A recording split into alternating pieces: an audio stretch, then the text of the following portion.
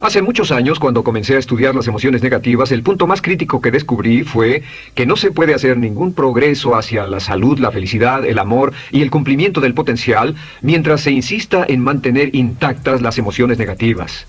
Y lo único bueno de las emociones negativas, si es que tienen algo de bueno, es que las emociones negativas no son permanentes. Lo dice hasta Sigmund Freud, no hay un lugar permanente para las emociones negativas en el subconsciente. En otras palabras, son visitantes indeseados. Son hábitos negativos o patrones de respuesta negativos que pueden eliminarse, y el punto inicial para eliminarlos es entender de dónde vinieron y entender cuáles fueron los factores causales, volviendo a la niñez temprana, que desencadenó el desarrollo de las emociones negativas y nos han dado como adultos una predisposición a ser negativos de una u otra forma. Esto nos lleva al condicionamiento de la niñez temprana. Recuerden que ya dijimos que el punto inicial de los patrones de hábitos negativos compulsivos e inhibitorios era la crítica destructiva. La crítica destructiva es el gran destructor. La crítica destructiva destruye a las personas en su interior y las deja caminando en círculos por fuera. Muchas personalidades han sido minadas y destruidas, mucha autoestima ha sido puesta de lado como resultado de la crítica destructiva más que cualquier otra cosa que podamos imaginar. La crítica destructiva es el gran asesino. Ahora, ¿por qué es eso tan malo? Sabemos que los niños en sus primeros años y al ir creciendo tienen una necesidad tremenda de amor y aprobación de sus padres. De hecho, muchos psiquiatras y psicólogos han dicho que la razón número uno de la enfermedad mental en los adultos es el retiro de amor o el amor no expresado. Sabemos que cualquier persona con prestigio, una persona que es importante para un niño, tiene un impacto enorme en ese niño, y los niños hasta la edad de 6 años tienen muy poca habilidad para discriminar entre una crítica válida y una crítica inválida. Lo que esto significa es que todo lo que diga un padre o un pariente mayor, o una persona mayor, cualquier cosa que diga una persona de prestigio o una persona importante para un niño es aceptada como cierta. Es aceptada como una representación válida de la realidad. Si una madre dice eres un niño malo, o si un papá dice eres flojo, si alguien dice no eres dependiente, o si alguien dice que somos estúpidos o tontos o feos, el niño no tiene capacidad alguna para discriminar entre lo válido y lo no válido. Ese niño acepta eso como una verdadera representación de la realidad. Va más allá de la mente consciente, va directamente al subconsciente y ahí se queda. Muchos de nosotros como adultos aún estamos viviendo en base a la información negativa que recibimos cuando éramos niños. Y después como adultos, ¿qué decimos? Pues decimos así es como soy, o siempre he sido así, o algunas personas dirán, pues es de familia, tu padre era así, los hijos son así, tu madre era así, etc. ¿De dónde viene? Nada de estas cosas es de familia. Por ejemplo, cuando estaba creciendo, mis padres habían sufrido la depresión, y la depresión les produjo un impacto enorme, y cuando hablábamos de comprar algo, lo recuerdo muy bien, mis padres se ponían muy tensos y decían, no podemos pagarlo, no podemos pagarlo, no podemos pagarlo, no podemos pagarlo. Tenían una mentalidad de carencia, esta mentalidad de no podemos pagarlo toda su vida. Y luego yo crecí, y aunque nunca he experimentado la depresión, y la mayoría de ustedes, 10, 20, 30, 40 años después, aún estamos diciendo, no puedo pagarlo, no puedo pagarlo, no puedo pagarlo. Aún tomamos como base esas frases críticas, esas frases emocionales que usaban nuestros padres. Tal vez sus padres les decían como mi padre me decía a mí una y otra vez, nunca acabas lo que empiezas, nunca acabas lo que empiezas. Nunca acabas lo que empiezas. Eres un flojo, nunca acabas lo que empiezas. Y cuando fui adulto tuve muchos problemas para acabar lo que empezaba. Al acercarme al final de la tarea, comenzaba a sentirme ansioso y buscaba cualquier excusa por posponerla o retrasarla.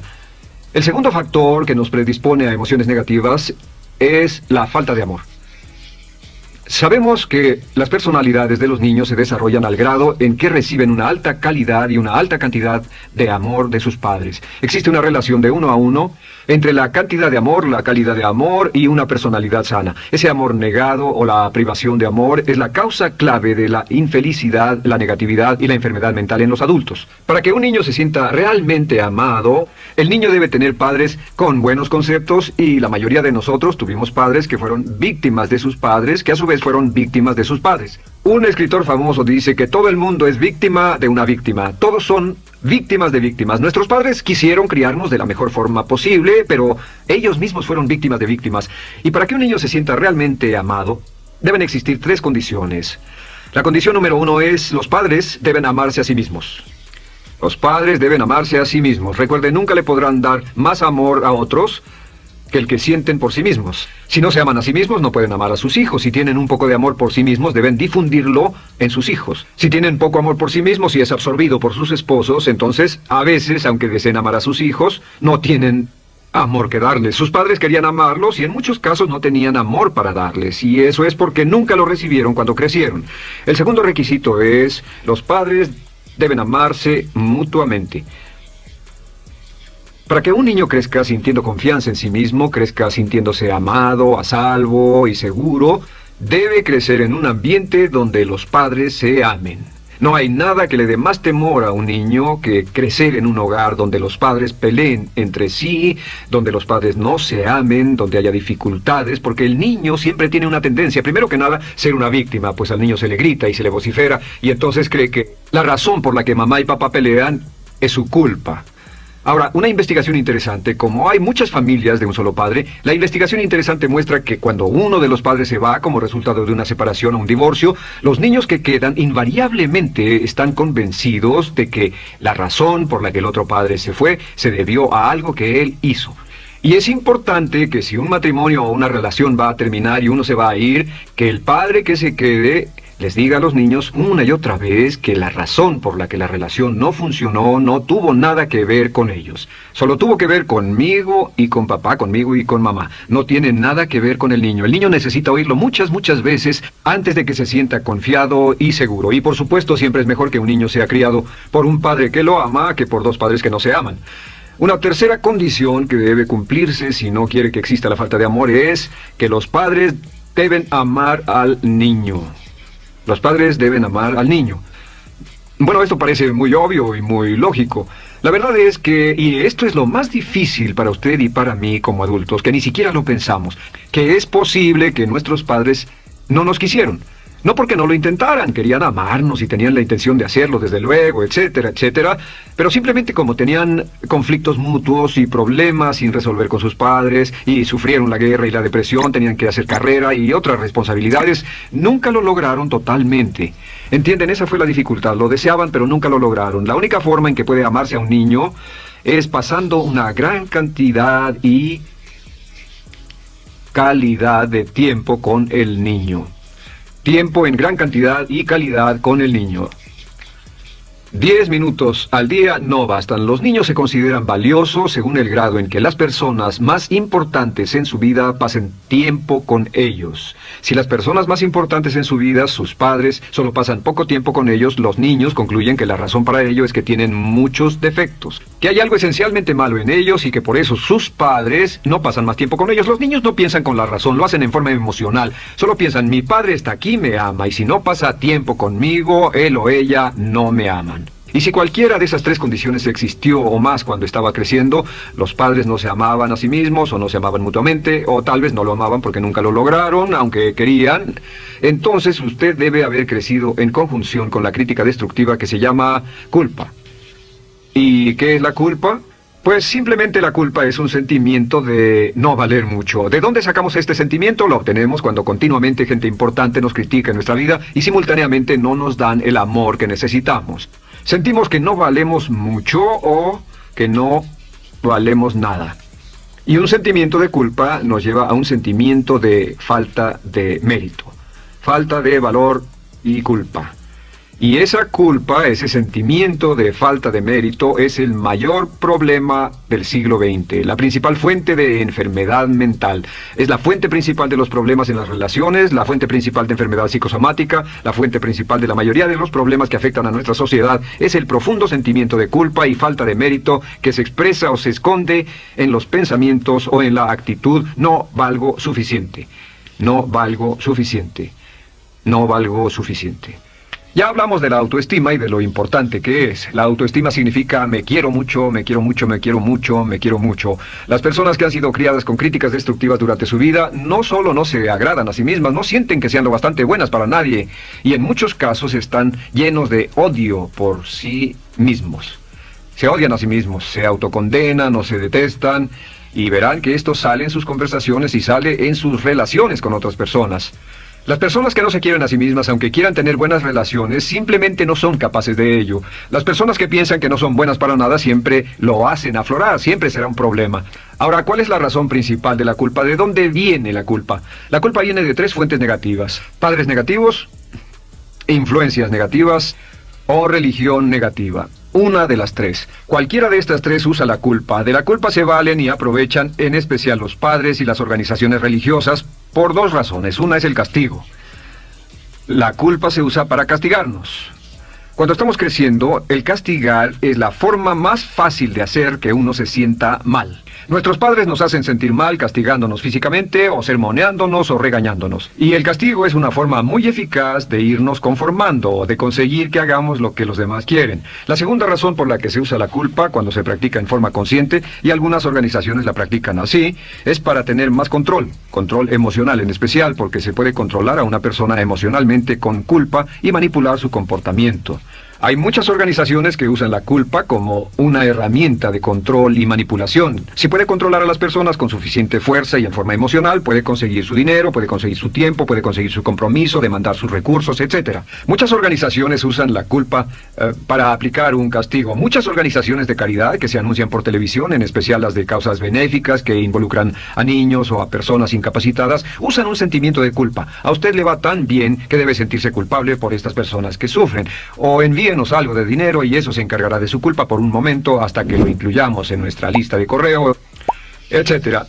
Y la culpa es un estándar. ¿Por qué se usa tan comúnmente? Pues primero que nada porque casi todos nosotros la tenemos en mayor o menor grado. Y número dos, es fácil. La culpa es fácil. ¿Por qué nuestros padres la usan con nosotros? ¿Por qué nuestras madres la usan con nosotros? Nuestras madres pueden controlarnos con la culpa en un cuarto repleto. Nuestra madre puede controlarnos a miles de kilómetros por teléfono. Los padres usan la culpa en sus hijos porque sus padres usaban la culpa en ellos y así sucesivamente. Es lo más fácil. No existe un esfuerzo físico. Puede hacerse con una mirada o de reojo o una palabra. Ya sabe que las personas siempre buscan lo más fácil. Esté alerta. Ustedes han sido criados en un ambiente donde se les ha hecho sentir culpa y casi todos lo vivimos.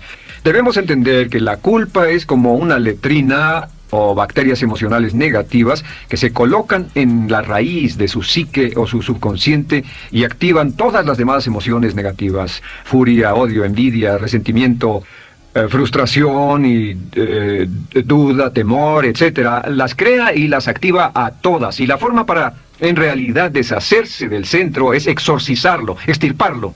Y es lo que vamos a hacer el resto de esta sesión. Primero, ¿cómo podemos saber si nos criaron con sentimientos de culpa?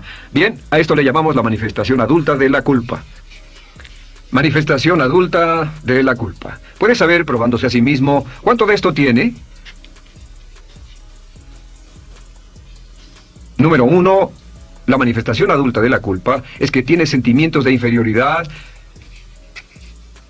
sentimientos de inadaptabilidad y de no merecer las cosas. No siente que merezca que le pasen cosas buenas. Si una persona ha sido criada con crítica destructiva y se le hace sentir culpa, entonces cuando logra éxito, aún con un tremendo esfuerzo, tiene una tendencia terrible de sentir que no se lo merece. A esto se le llama, por cierto, temor al éxito.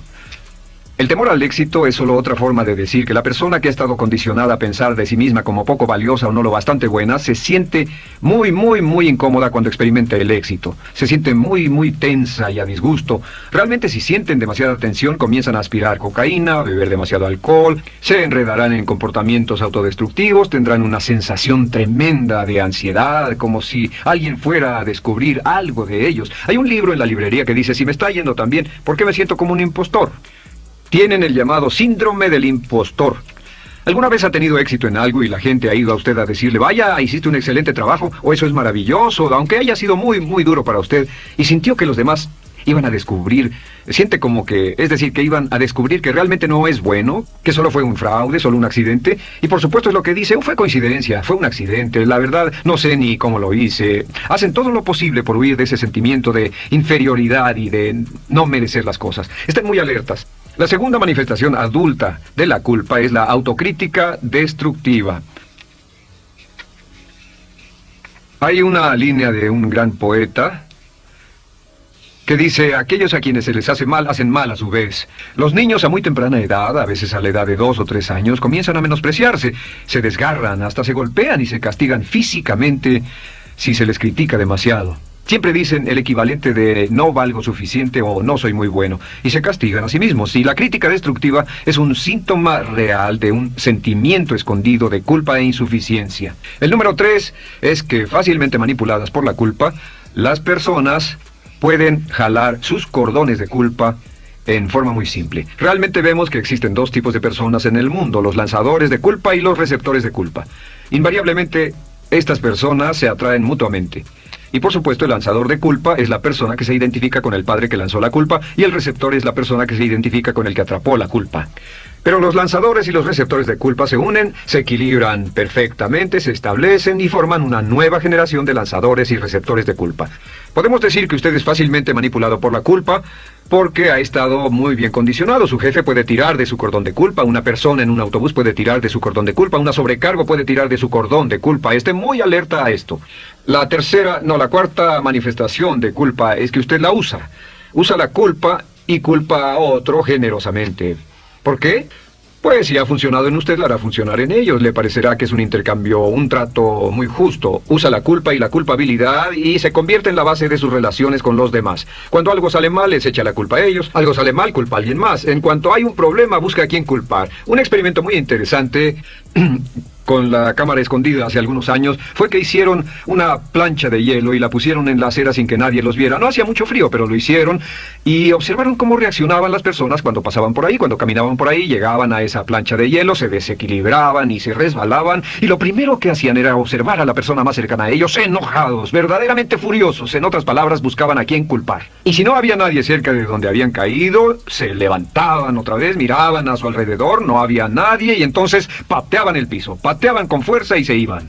Nuestra tendencia natural cuando algo sale mal es buscar a alguien o algo a quien culpar, en especial si nos criaron con una culpa continua. Y la quinta manifestación es lo que llamamos lenguaje víctima. Ahora recuerden que hablamos sobre la ley de concentración. Dice lo que siembras cosecharás. También dice, si usas lenguaje de víctima, mantienes viva la culpa, la refuerzas, la edificas, la cultivas, la utilizas. El lenguaje víctima es lenguaje como no puedo, no puedo. No puedo. Cuando dice no puedo, no puedo, no puedo, envía un mensaje a su mente subconsciente y la mente subconsciente comprende que está inhabilitado, que no tiene control, que es una víctima. Y cuando desea poder hacer algo, su mente subconsciente retroalimenta su mensaje y dice no puedes, no puedes. Y lo segundo que dice es tengo que, y otra vez no tengo control, no estoy a cargo. Pero existe otra expresión del lenguaje víctima que debemos evitar y es esta, trataré. Trataré, sea lo que sea, trataré. ¿Qué significan las palabras trataré? Pues déjenme decirles qué significan. Significan voy a fracasar y lo digo anticipadamente para que no me vengan con represalias. En otras palabras dice trataré de llegar a tiempo, pero lo que está diciendo es tal vez llegue tarde y no pueden reclamarme porque dije que trataría. Cuando una persona dice trataré, está disculpando su fracaso por anticipado. Si fuera al doctor y el doctor lo examinara, lo auscultara y le dijera, pues está en pésimas condiciones, tendremos que intervenir, debemos llevarlo al hospital ahora mismo, me sorprende que haya llegado aquí. Usted dirá, bueno doctor, espero que haga un buen trabajo. Y él dice, trataré. Si él dice eso, usted seguramente buscará otro médico. O si va a un abogado. Lo culpan de algo y va a un abogado y le presenta su caso y dice, oiga, va a defenderme y él dice, trataré. ¿Qué está diciendo? Está diciendo, escuche, he estudiado el caso y por lo que veo no hay mucha esperanza, pero lo tomaré de todos modos. Trataré son los que tratan de conseguir que les pague por anticipado. Otro juego de palabras que no debe usar. Por cierto, con respecto a trataré, lo que debe decir es lo haré o no lo haré. No trataré. Si alguna vez en nuestro negocio, tenemos un negocio muy activo, si llamamos a alguien y le pedimos alguna cosa o algún trabajo y dice trataré de conseguirlo para el viernes o trataré de terminarlo a tiempo, al instante sabemos que lo que quiere decir es que quiere sentirse libre, no comprometerse. Así que nunca dejamos que nadie se vaya con un trataré, debe ser hecho o no, y queremos obtener una seguridad. Si hace falta, nosotros lo hacemos. Cuando dicen trataré, lo que están haciendo es que se están lavando las manos. Esté alerta, la otra palabra es desearía. Dicen que un deseo es una esperanza o una meta sin energía detrás. Desearía. ¿Qué significa un deseo? Desearía significa que me gustaría tener algo, pero sé que nunca lo podré tener. Cuando dice desearía bajar de peso, ¿qué significa? Las palabras no dichas son, pero sé que no puedo. ¿Por qué no? Por las excusas que tiene y el metabolismo que tiene y los problemas, etcétera. Siempre hay razones por qué debe salir, etcétera. Desearía dejar de fumar, desearía estar en forma. Desearía. Cuando usa la palabra desearía, le muestra al subconsciente que esto es algo que no cree que le sea posible lograr o adquirir. Entonces el subconsciente descarta completamente esto como meta y no le da energía, ni motivación, ni impulso, ni deseo de lograrlo. Así que esté muy alerta al lenguaje víctima. Esté alerta a la expresión sí, pero. O lo haría, sí, pero. Alguien le dice, haga esto, y usted dice, sí, pero. La palabra pero, por cierto, es el gran borrador. Si una persona le dice, podría incrementar sus ingresos, o incrementar su rendimiento, ser una persona mejor, o más feliz, o bajar de peso, o lo que sea, no importa. Y usted dice, sí, pero. Lo que está diciendo es que está borrando toda la aseveración que ha dicho antes. Manda un mensaje a su subconsciente que dice, no hay posibilidad. Y no hace esfuerzo, no otorga energía, no ejerce capacidad alguna hacia el logro de esa meta. Y las personas que han sido criadas con culpa tienen 5 cualidades o 5 manifestaciones de adultos. Una es que se sienten inferiores, se sienten inadecuadas, sienten que no merecen que les pasen cosas buenas. Estén muy alertas a eso. El número 2... se autocompadecen continuamente, usan la autocrítica destructiva. El número 3, usan la culpa y la culpabilidad en ellos y en otros. El número 4, son manipuladas por la culpa. Y número 5, usan lenguaje víctima. Así que, ¿cómo nos deshacemos de la culpa? ¿No es sorprendente cómo se aclara esto? Este pizarrón, todo se borra. Tengo una varita mágica cuando me voy a sentar al escritorio. Entonces, ¿cómo nos deshacemos de la culpa? Para deshacerse de la culpa... este es el proceso. Tiene algunos pasos importantes. Número 1, el primero de la lista, elimine la autocrítica. Elimine la crítica autodestructiva. En otras palabras, nunca diga nada destructivamente crítico de usted mismo. No lo diga. Esta es la regla básica. El subconsciente acepta lo que diga usted como cierto, como un mandato. Así que no diga nada de sí mismo que no desee sinceramente que sea cierto. No diga, estoy cansado, estoy gordo. No diga, no puedo o debo. No diga nada a menos que quiera que sea cierto. Las palabras que van después de la palabra yo son las palabras que su subconsciente registra como mandatos, excepto cuando dice yo desearía o lo intentaré. Así que elimine la crítica destructiva. Siempre hable en términos positivos sobre usted. Me gusta mi persona, puedo hacerlo, lo haré, escogí hacerlo, pero nunca diga no puedo. Número 2 es no dejarse manejar por la culpa. Rehúse ser manejado por la culpa. Porque cada vez que le permita a alguien que lo manipule por la culpa, ¿sabe qué pasa? Refuerza y hace más poderoso el efecto de la influencia de la culpa en su vida. Cuando yo crecí, debo decir que yo crecí en una familia que estaba muy influenciada por la religión negativa. Realmente mi madre, Dios la bendiga, tenía un cinturón negro en el pecado e hizo un trabajo verdaderamente soberbio en ello. Y yo tardé en sobreponerme. Cuando me casé con Bárbara, ella también venía del mismo tipo de familia y recapacitamos. Hay una hermosa respuesta cuando uno de los dos caía de nuevo en los viejos patrones. Decía, no tratas de hacerme sentir culpable, ¿o sí? No tratas de hacerme sentir culpable, ¿o sí? Solo diga, no tratas de hacerme sentir culpable, ¿o sí? Y no deje que las personas lo manipulen usando la culpa. El número 3, no use la culpa o la culpabilidad y anuncie que no va a usarla. No la use en otras personas y permita que sus hijos o su cónyuge digan lo mismo. No tratas de hacerme sentir culpable, ¿o sí? Repítalo una y otra vez. Y si la otra persona le dice, eso es lo que trato, contéstele, no va a funcionar. Y no funcionará. Es que la culpa solo funciona mientras usted no sepa que está siendo usada en usted. El número 4 es lo que llamamos la ley del perdón. Es la más importante de todas. Realmente es el centro, es el meollo de toda esta sesión. La ley del perdón simplemente dice que usted está sano mentalmente hasta el grado en que pueda perdonar libremente y olvidar las ofensas. que su habilidad para perdonar a los demás es la clave que determina su felicidad y su éxito en la vida. Su habilidad para perdonar a los demás es la única forma de eliminar la culpa. Su disponibilidad para perdonar a los demás y olvidar ofensas es el determinante más importante de si usted está o no totalmente integrado y es un adulto que funciona como ser humano. Porque la tendencia de culpar y de guardar rencores es una tendencia patológica infantil que la poseen todas las personas que están enfermas mentalmente. La habilidad para olvidar, para perdonar libremente, es la marca del ser humano realmente iluminado. Ahora, acepte eso como real. Hay 4 personas a las que debe perdonar. Número 1, perdone a sus padres.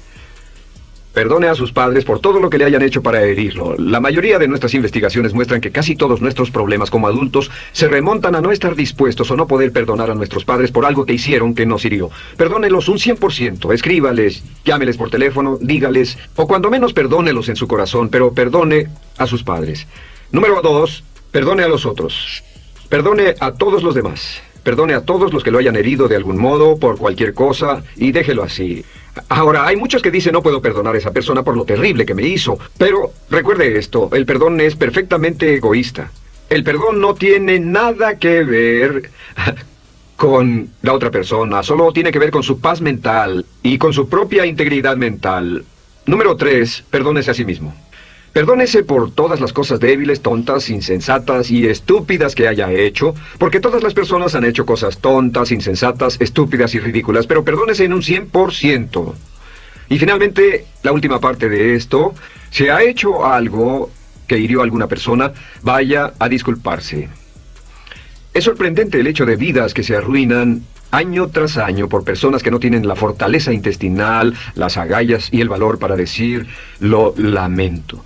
Una de las cosas más importantes es desarrollar carácter hasta el grado en el cual hacemos las cosas que son muy difíciles para nosotros, hasta el grado en el cual hacemos las cosas que sabemos que están bien, aunque sean difíciles, en especial cuando son difíciles emocionalmente. Y la clave para deshacerse de la culpa, la clave para ser una persona total y completamente positiva, es perdonar a los demás. Perdone a las personas con quienes ha sostenido una relación. Perdone a sus jefes anteriores.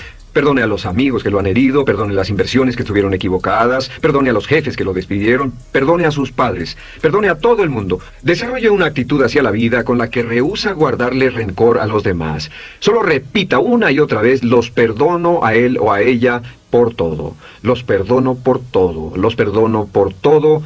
Y eso es todo. La clave para librarse de las emociones negativas es rehusarse totalmente a continuar con cualquier situación negativa. No olvide que es un acto muy egoísta y será tan egoísta como usted quiera. El acto del perdón lo libera y libera a la otra persona y le garantiza que se moverá rápidamente hacia el cumplimiento de su potencial.